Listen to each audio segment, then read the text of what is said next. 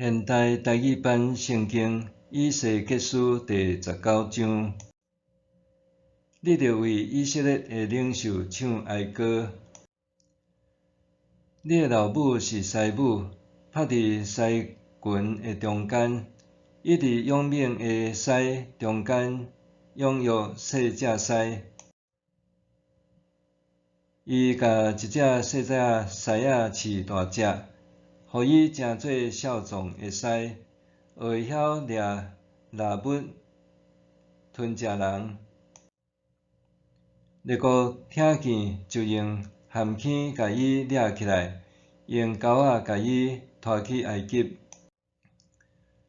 师母看见伊的畸态落空，心绝望，就搁饲一只细只狮仔，互伊成做少壮的狮。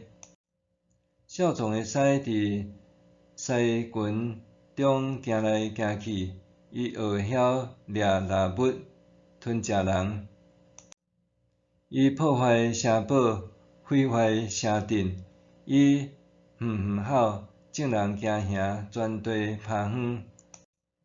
周围的列国对四面围攻伊，因说罗网乌함坑，甲伊掠起来。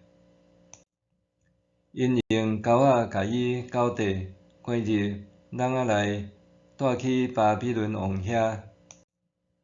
因甲伊关伫坚固的监牢，以色列的众山无搁听见伊吼的声。你的老母亲像葡萄树栽伫溪水边，因为水源充足，枝叶茂盛，熬结果子。伊的树枝用决定，通做统治者的管。这丛树大丛，比茂盛的树蛙较悬，伊的树枝抽悬，远远就看袂到。毋过，这丛葡萄树因为上帝的受气，连根拔起来，歇伫土骹。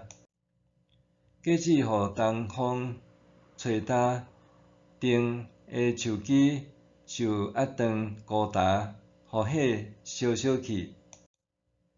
当伊受山栽伫旷野，种伫干燥无水的所在，树丛着火，烧毁树蛙甲果子，伊无搁有顶的树枝通做统治者的管。这是一首哀歌，这首哀歌一直流传。